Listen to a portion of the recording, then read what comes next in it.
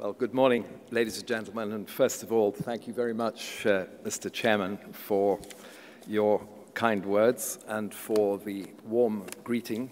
I'd like, first of all, to say that it's for us at Seatrade a great honor that DNV has chosen the Seatrade Middle East Maritime Convention to be the venue for your 35th Technical Committee meeting, and I should congratulate DNV on achieving this very considerable milestone. And I and my colleagues have very much enjoyed working with DNV on many projects over the years, and most particularly on the preparation for this event. You're very fortunate to have, as Chairman of the Technical Committee, someone as distinguished as Dr. Ali Obeid Al-Yabouni. He's known throughout the region as a leading figure in this industry, of course, as Chief Executive Officer of ADNATCO and of the National Gas Shipping Company Limited, but also in his capacity as the UAE representative on the board of OPEC, and as chairman of the UAE Shipping Association, an organization that I'm sure we're going to hear a lot more of under his dynamic leadership. So I think you as an organization and as a committee are in very good hands. Now, the format for this morning is that we have a list of very substantial and meaty topics to discuss. And I think, as the chairman said, the best way to approach it is to make this an interactive, informal discussion. And what we'll do is to invite each one of our speakers to give a presentation on his own topic, and we'll allow some time, some 5, 7, 10 minutes for questions and comments from you after each presentation, before we move on to the next one. And the order of speakers and the agenda really for this morning is that we'll start off with a presentation on the regulatory agenda. That's from Trond Hodne. Trond is Head of Global Marketing and Business Development for DNV and is a welcome visitor here from Oslo. We'll then move on to the second topic, after having some discussion on what Trond has to say on the broad agenda for the regulation of the industry. We'll then move on to the topic of piracy, and some of you may have attended the piracy session in the conference yesterday afternoon, which I believe was a very lively affair. And we've got a very strong speaker on that. Todd Offord is commander of the U.S. Coast Guard and officer in charge for U.S. Maritime Liaison Office, MARLO. And so welcome also to Todd. He'll talk for some 25 minutes on the subject of piracy, and again we'll have a chance to discuss that topic a little bit before we take a break for coffee. Then we'll come back and hear two more technical presentations. The first on scrubber technology, which comes from Yad Moawad, who is a senior engineer, piping systems and pollution prevention, again for DNV. Welcome to you, Yad. And he's then going to do a second presentation on the very topical and very complex but interesting issue of retrofit of ballast water systems. And then finally, after some discussion on ballast water, we'll finish up with a further presentation from Trond, who's going to give us a market update and a projection for shipping 2020. And we'll complete that with a final discussion and then break for lunch.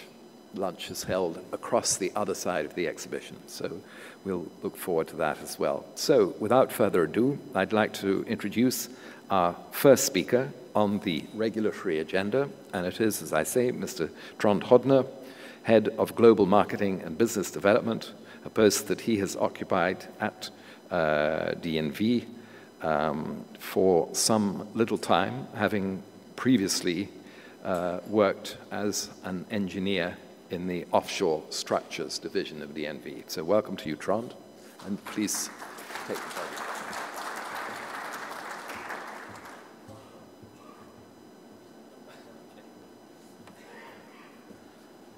So, good morning, ladies and gentlemen, and thank you, Chris. I'm going to give you a brief update on what's going on in the regulatory world in shipping. So it's basically, I'm going to briefly touch upon these issues. It's very briefly on the kind of the big picture, then on air pollution, a bit on energy efficiency, then on market-based mechanism and touching about politics a little bit, and a few words on the future. And at the end, just give you kind of a teaser into the Shipping 2020 projects, which I will cover in more depth later on. So, shipping is a relatively complicated decade. Nothing on the screen? There we go. It's a relatively complicated decade for shipping. It's a lot of rules and regulations that has already come to force, and it's a lot more that will come into force, and it's a challenge for the industry to handle all of this. And then you couple that with, it's not only the regulators now, it's a lot of other stakeholders that is now pushing for more regulations on or handle this into the shipping arena. Like you see some of them here, many of the charterers, IKEA, Walmart are also trying to impose now requirements on the shipping environment. And then, of course, you have a bit tough world economy and also fuel prices that are quite high. So many of the regulations that I will come to is actually have some what should I say, many ship owners will implement things even earlier because of the high fuel prices. And then at the end, you have a lot of the technologies that will be coming for scrubber and ballast water and so on to comply with these requirements. And you have some solutions are appearing, and some of these technical issues are not really mature yet. So this is also a big challenge for many ship owners. So here you see the regulatory timeline. It's quite demanding. And the main issues are really ballast water or emission to water, and then emission to air.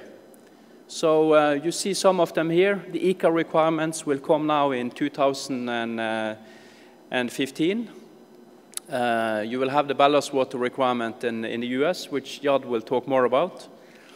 And then in 2018, you really have the big issue where it's going to be decided whether ships will run on or where you're going to have the 0.5% sulfur requirement.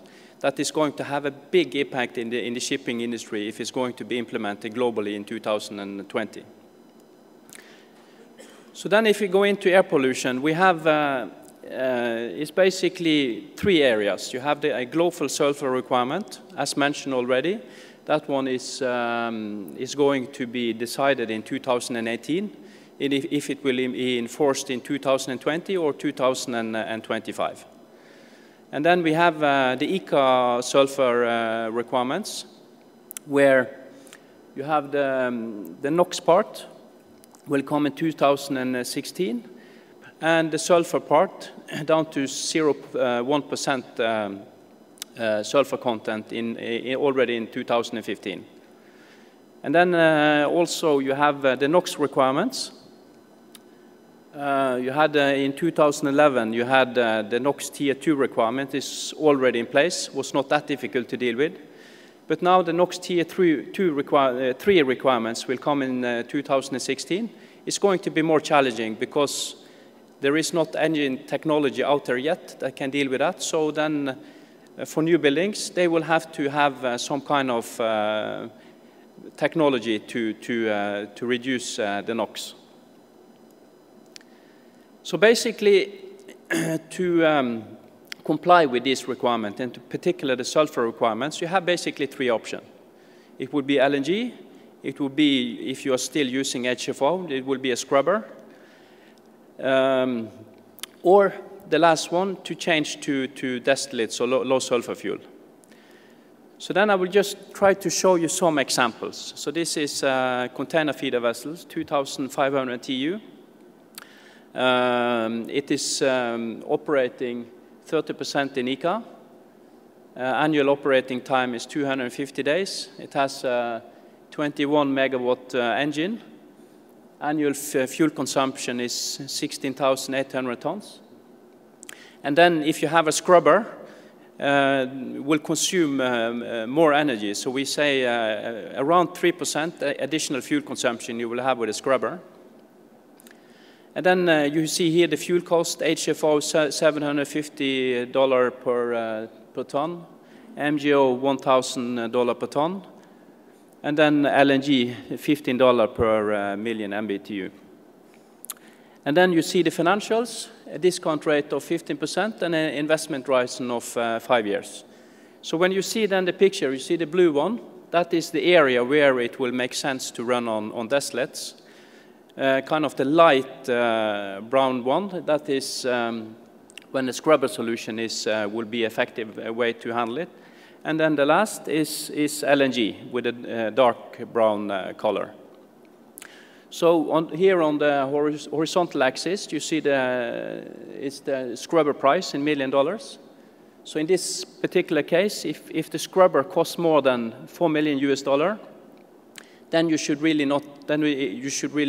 use deslates instead. And similar on the vertical axis, if you have an LNG installation for more than $2 million US, it will not make sense to run on LNG.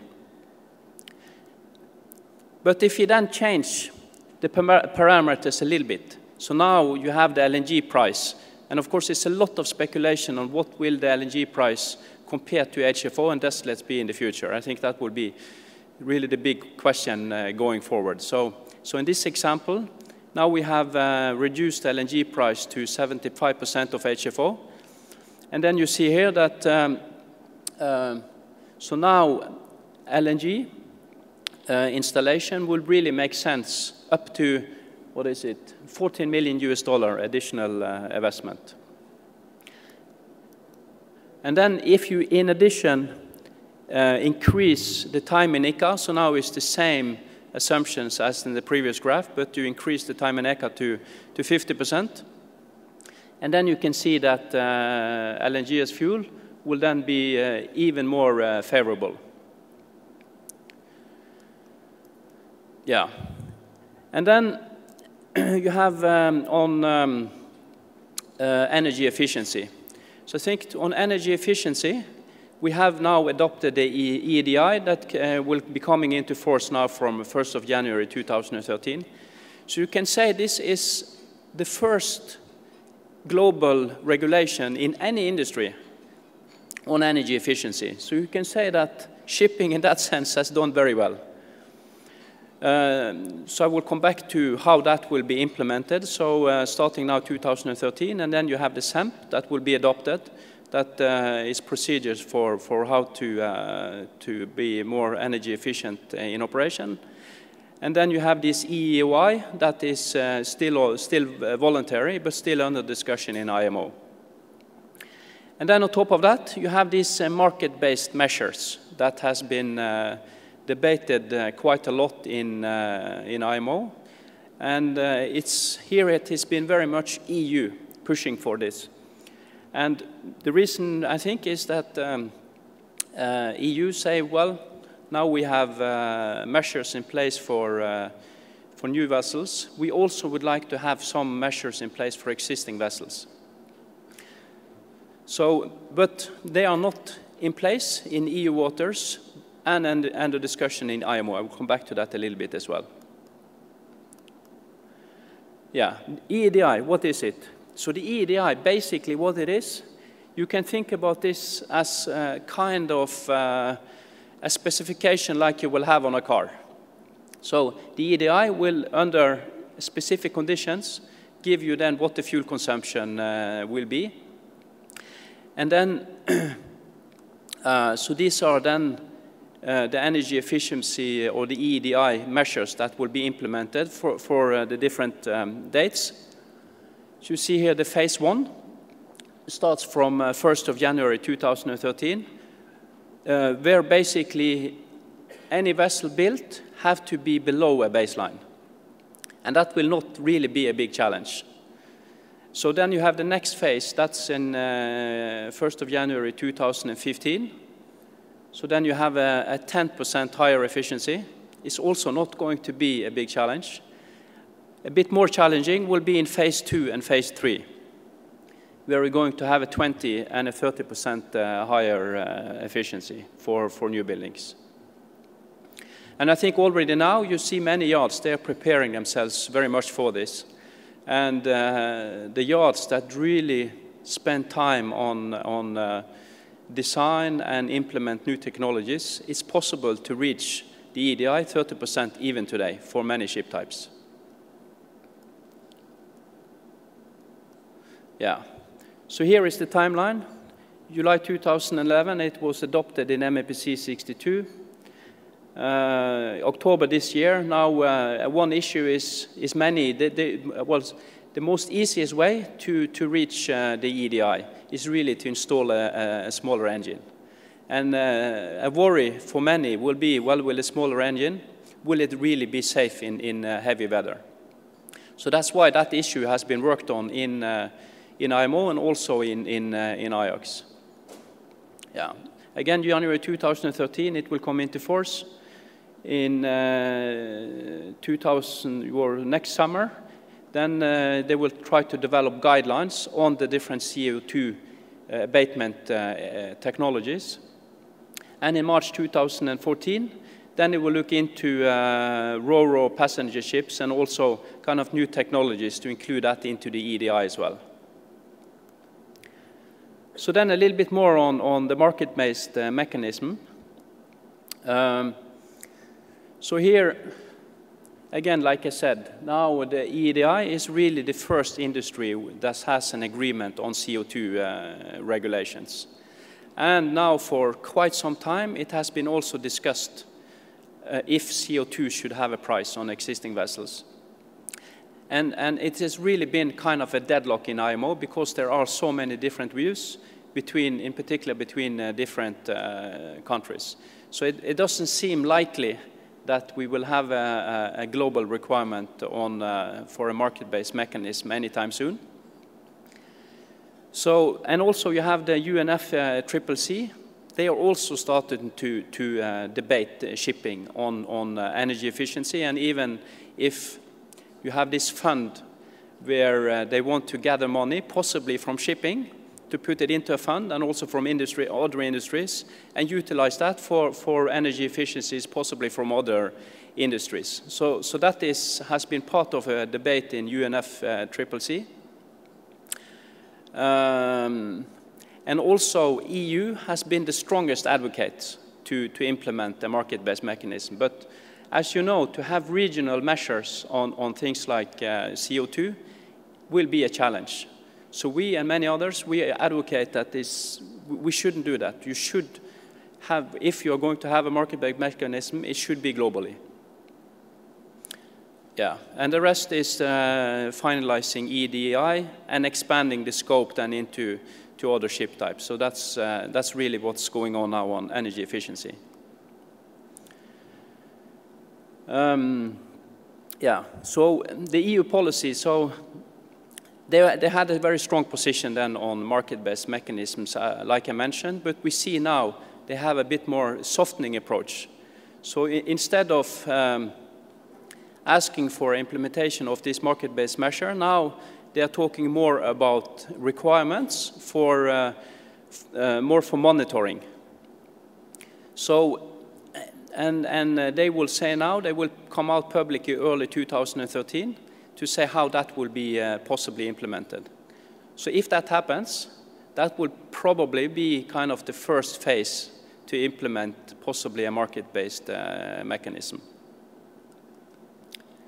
A little bit about the future.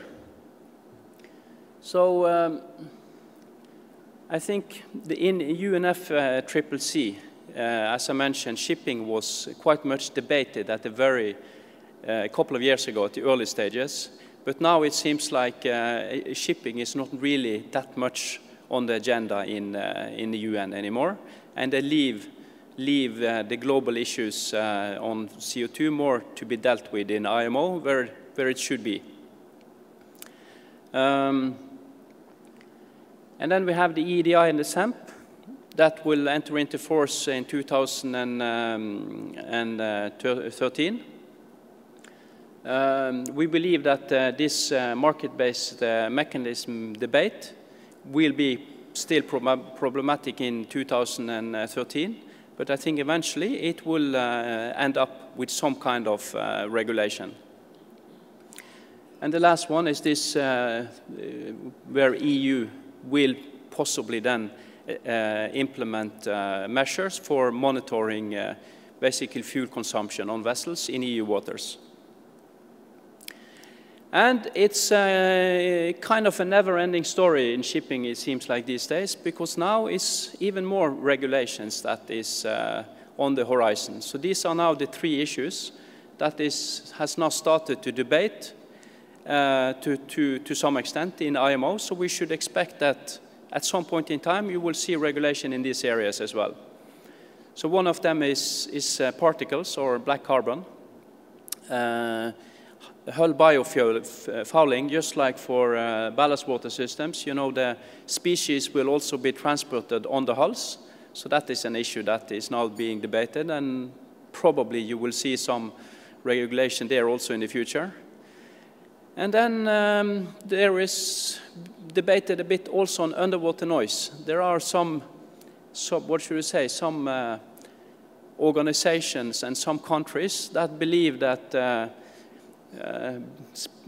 species like whales and dolphins and so on, that they don't like shipping that much, so they would like to take care of the whales.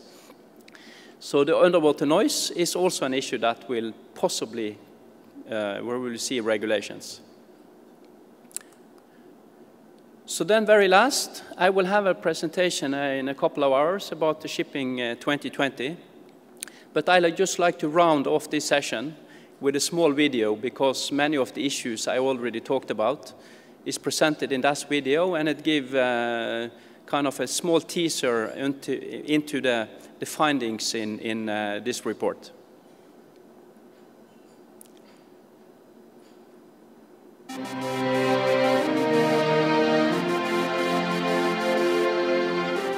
Which technologies, known or unknown, will be adopted by the shipping industry in the years to come to meet the demand for environmental performance?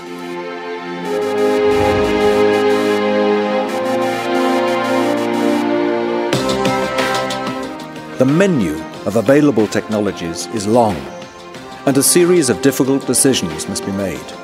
Making the right choice will require knowledge of effects and side effects and of operational implications.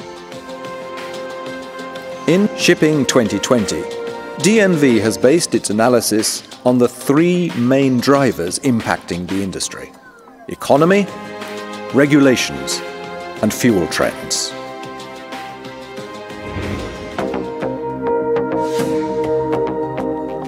Shipping meets approximately 85% of the global demand for transport.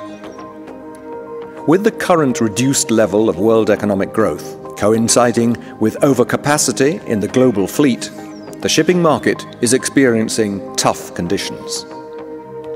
The next few years will be critical for shipping and for the balance between supply and demand. Three economic areas currently define the maritime trade: North America, Europe, and Asia.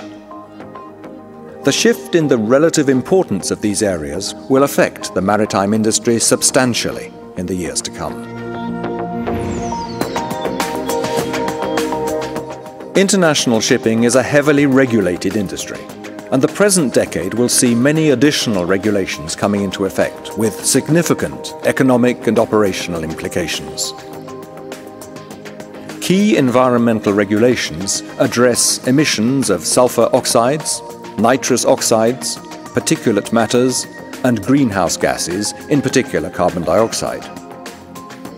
While stricter sulfur requirements come into force for specific sea areas in 2015 and globally in 2020. stricter ballast water treatment requirements are expected to come into force soon. New international regulations addressing ships' Energy Efficiency Design Index come into force on January the 1st, 2013.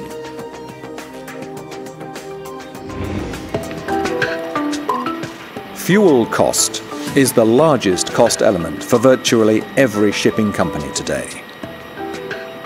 The viability of many emission reduction technologies depends heavily on the price levels of different fuels and their development relative to each other.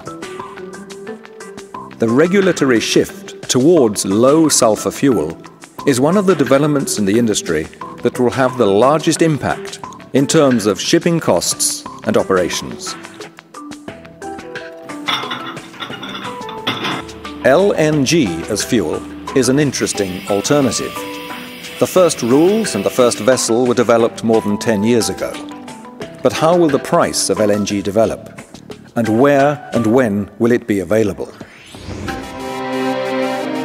The cost of compliance with all these regulations and of adapting to these variables will be high for the maritime industry, and the business consequences of wrong decisions severe. In the longer run, the ability to navigate these regulatory waters is likely to be a key commercial differentiator. Based on these main drivers, 4 future scenarios have been developed, where the vertical axis relates to high or poor economic growth, and the horizontal axis to high or low regulatory pressure. The scenario approach aims at spanning likely developments, while at the same time the scenarios are sufficiently different to explore the effects of global trends and drivers in the industry. DNV is proud to present the study Shipping 2020.